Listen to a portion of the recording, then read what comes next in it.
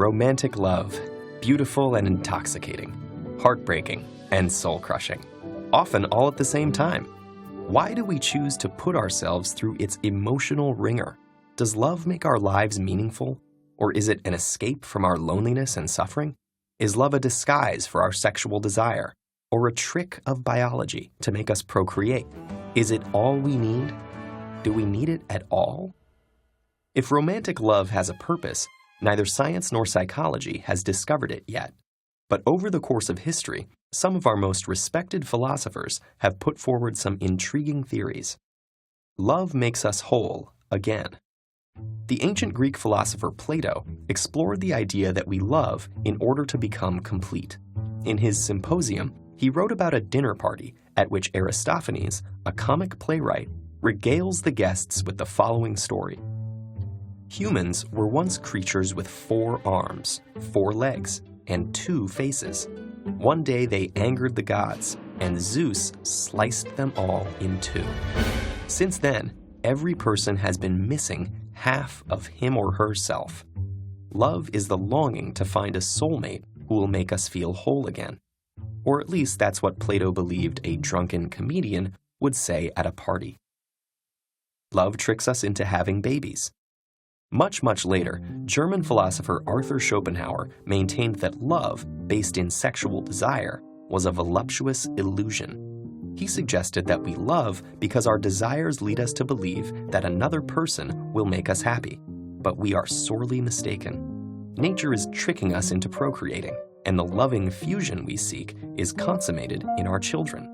When our sexual desires are satisfied, we are thrown back into our tormented existences, and we succeed only in maintaining the species and perpetuating the cycle of human drudgery. Sounds like somebody needs a hug. Love is escape from our loneliness.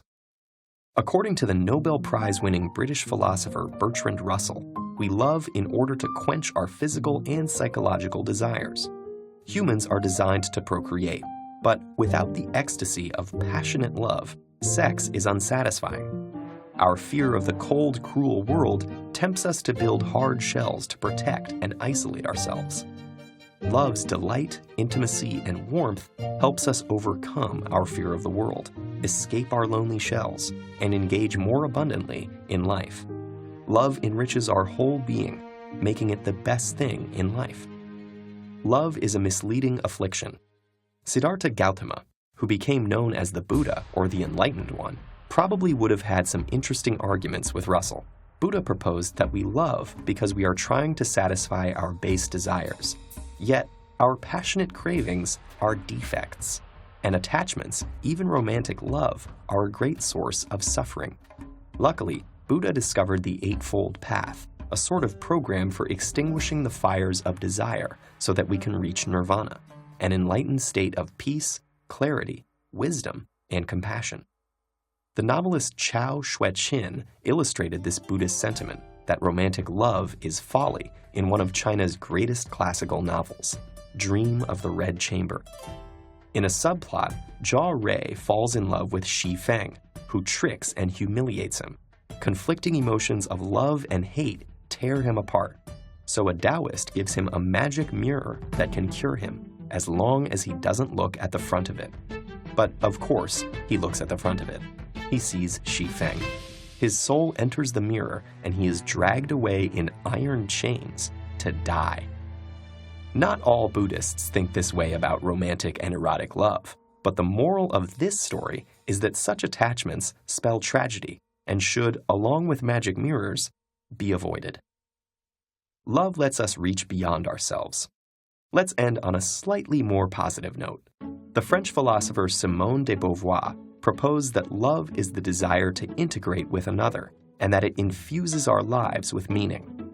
However, she was less concerned with why we love, and more interested in how we can love better. She saw that the problem with traditional romantic love is it can be so captivating that we are tempted to make it our only reason for being.